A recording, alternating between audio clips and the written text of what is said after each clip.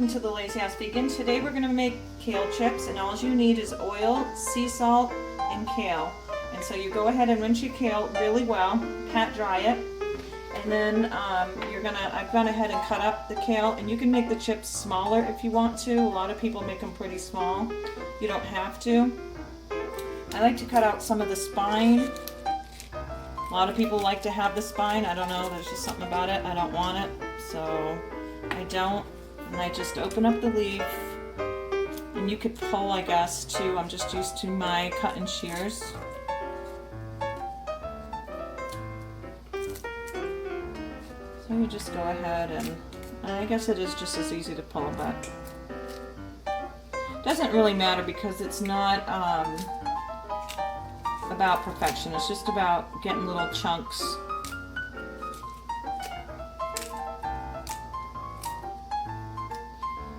So once you've done that, you're going to, I guess you could add garlic, but I'm not going to today. Just double check and make sure that the leaves aren't too big.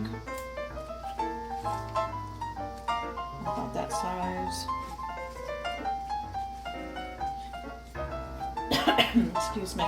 But make sure to, like this one would be too big.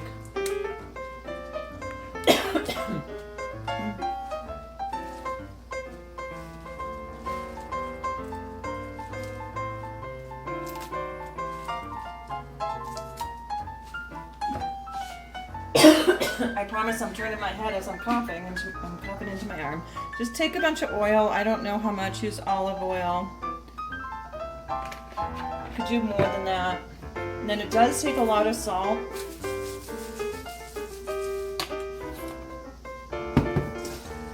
And you just are going to keep tossing it for a minute. You want to make sure the oil is all over all of them.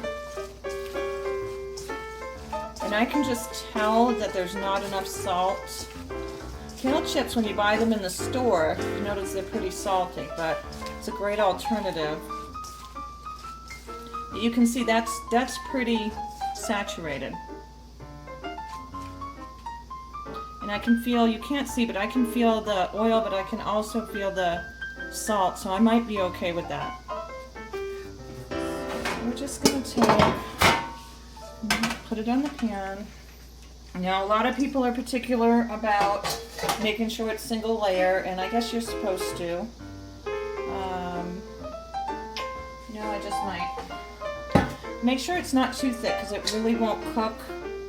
I didn't take out another pan, so I'm just going to put some of it back in the bowl. It really won't cook well if it's two on top of each other.